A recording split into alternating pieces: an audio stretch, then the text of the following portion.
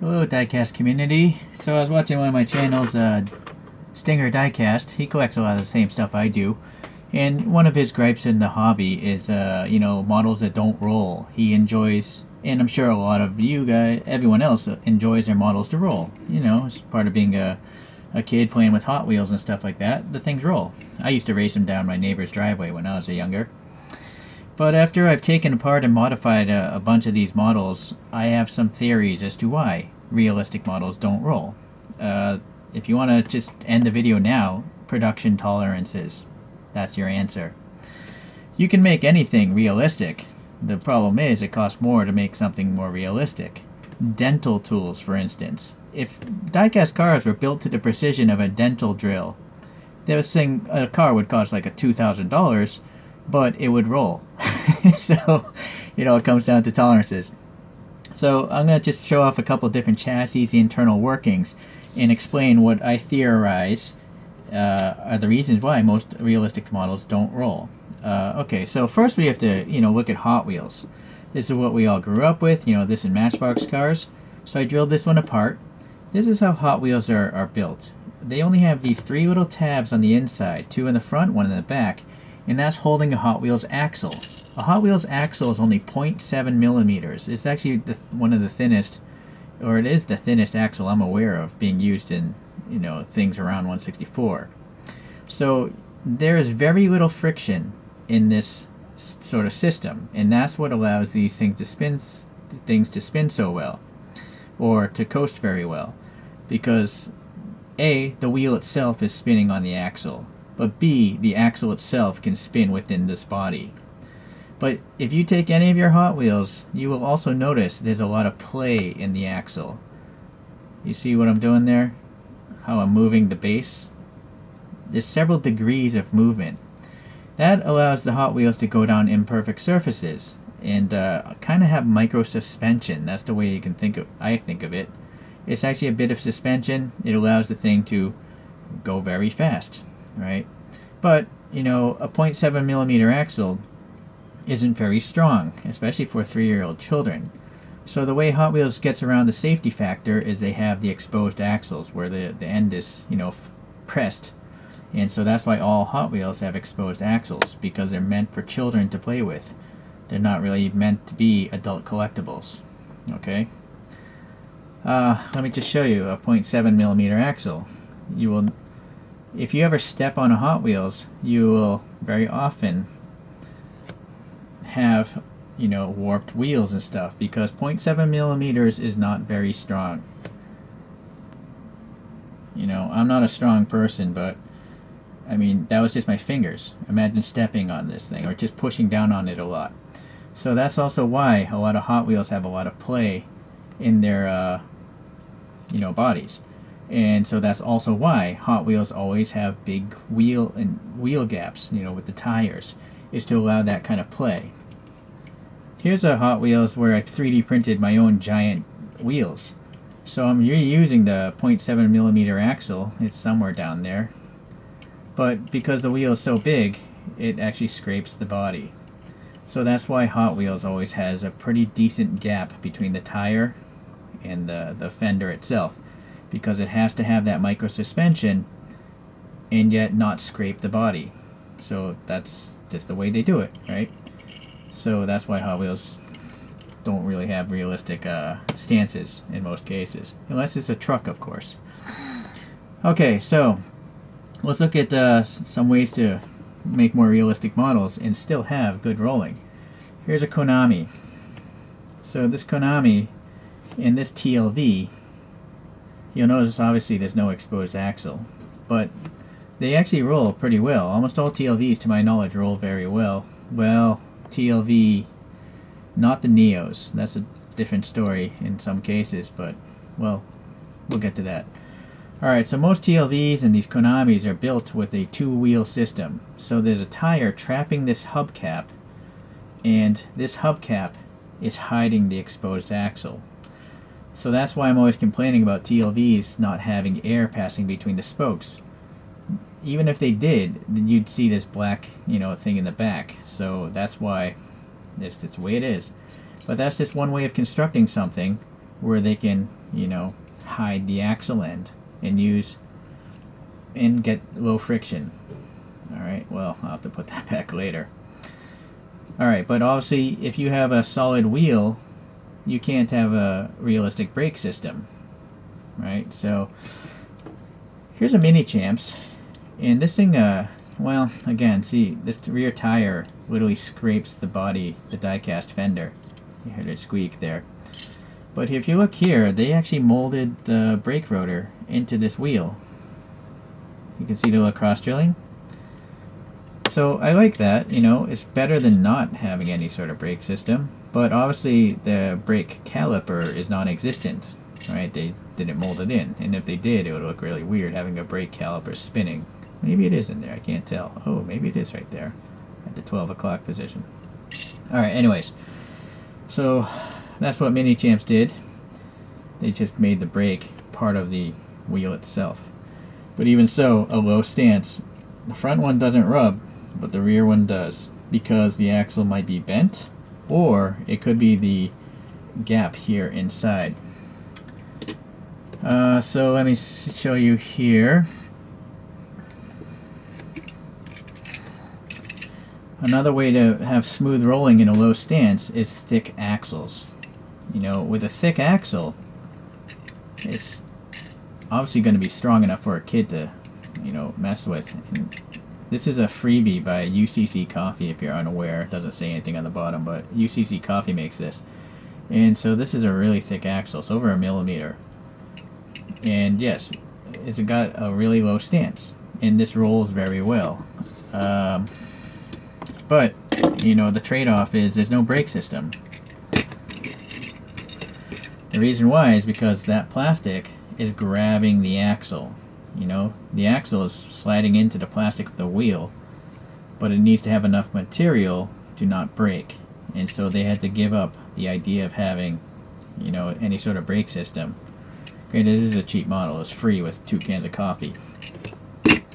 Let's see, some other brands. Here's a wheel set that I pulled off a Tarmac Works Evo. So you'll see Tarmac Works has a 1 millimeter thick axle, so that's stronger than Hot Wheels, and they do have a brake system. But see, look how much plastic you have to have grab that axle. This is a 1 millimeter thick axle. I'm going to guess on either side of this axle there's 1.2 to 1.5 millimeters of plastic.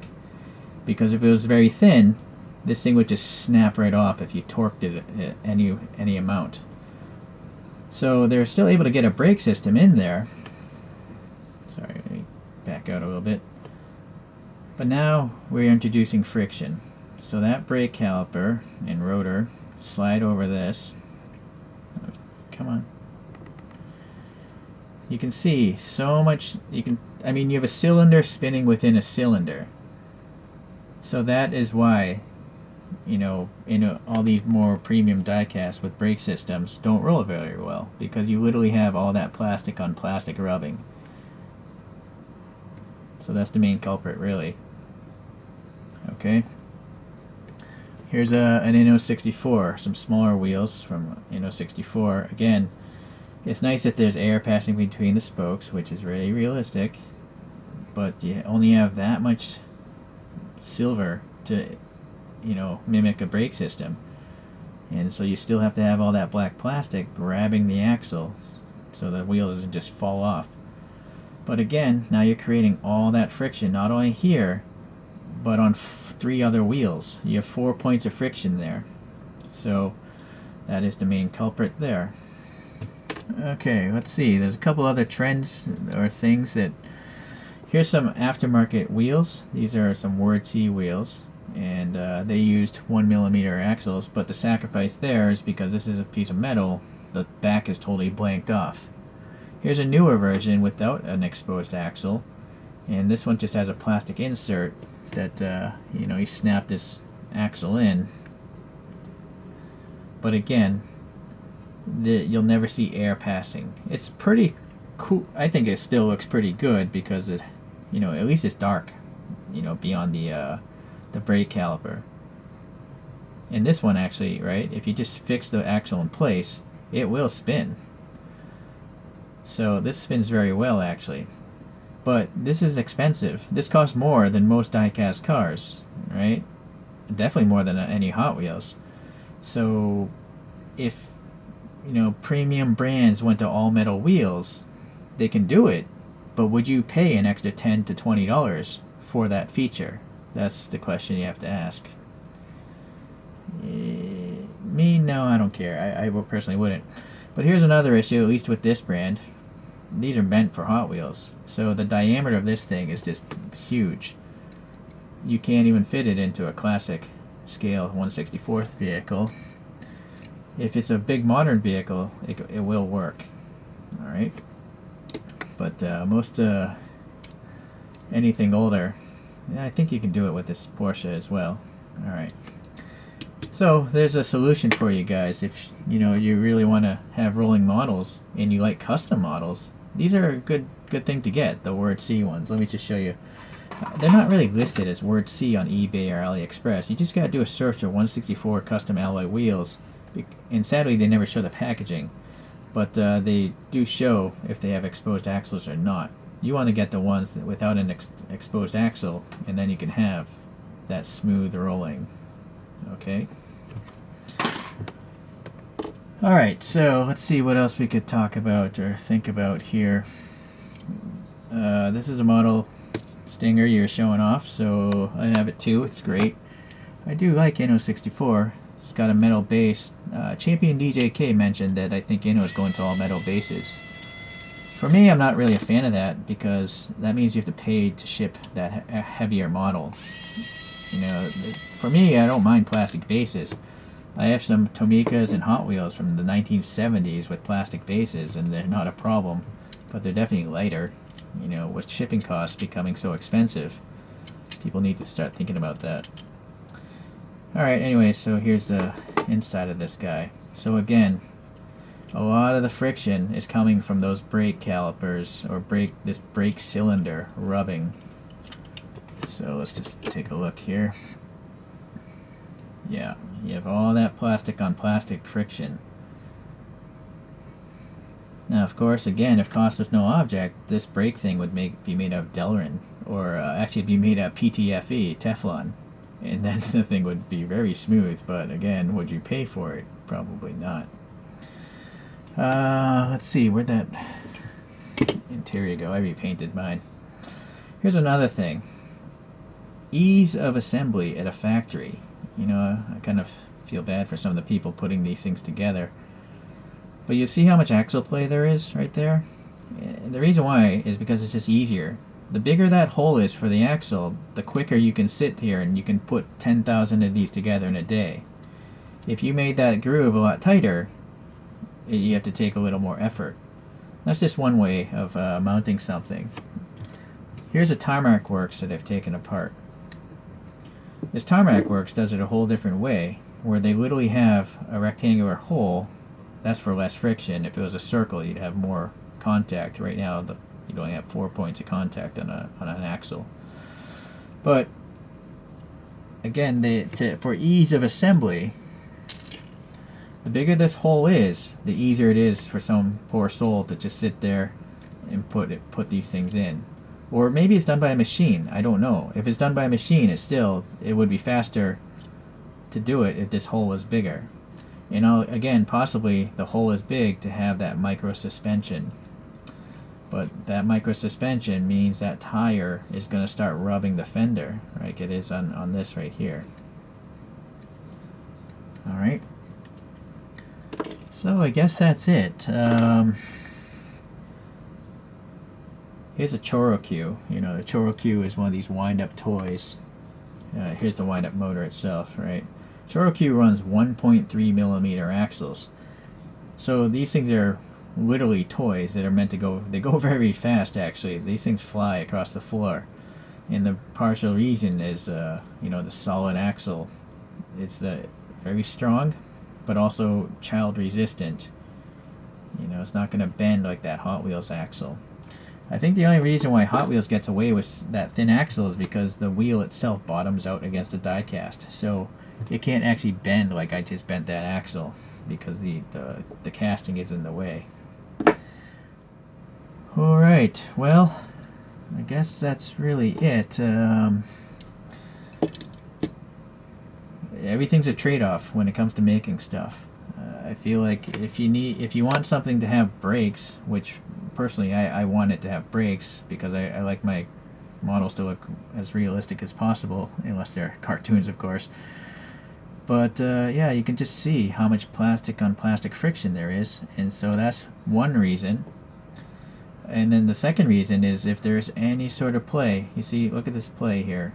That means the tire can start scraping against the fender of the diecast. So low slung cars with a low stance, you're just going to get that friction. The production tolerances are just too sloppy and something this inexpensive. If you made the axles very thick, then you could have tighter holes and then there would be less of this play. But then you might not be able to fit brake systems in there because you need the plastic to grab the axle. So there are miracles, though. I mean, this is a TLV here. It's got a very weak brake system. I don't understand why that caliper doesn't wrap around the rotor. But this one actually does spin, and the brakes stay in a stationary position, and it has a very low riding stance. So this is the rarity. But so it is possible. But I have a feeling, you know, a lot of these other brands, they're just cranking out so many and they're trying to get as many features into a model as they can that they have to give up the production tightness that you might be looking for. Right? So, but for me, again, I would rather have a realistic model that sits there because I don't really have the desire to run these around. I figure if you want something that rolls, you should just buy an RC vehicle. Some RC vehicles cost less than these 1/64 scale models, and an RC vehicle will actually steer or drift. So, alright guys, well, that's just my take on it. You know, I don't own a diecast factory. I'm just going off what I see when I take these things apart, when I'm, you know, modifying them or printing out my own wheels and stuff like that. Everything affects everything else. So it starts with the axle size. The axle size determines whether or not it can have brakes, or whether or not it has suspension, or whether or not it can roll smoothly. To get all three of those in at the same time, it can't be done cheaply, I don't think. So, okay, well, I appreciate you guys watching. Hopefully this may have answered some reasonings in your head as to why can it roll, can it not roll. I think you just gotta accept that if you want something really realistic looking, you gotta accept it's not gonna roll.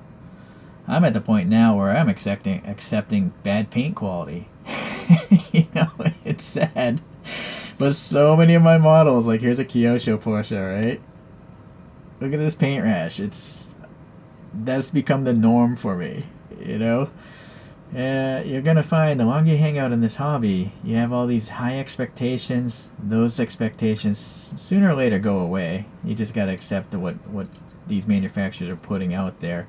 I try to complain as much as I can because I think if everyone complained and everyone stopped buying some certain things, the manufacturers would look up and be like, hey, maybe we do need to do a better job. So hopefully everyone else can complain a little bit more and not make me look like the only devil on the diecast scene. Alright, I'm rambling on, so I'll talk to you guys later. See you in the comments section. Bye.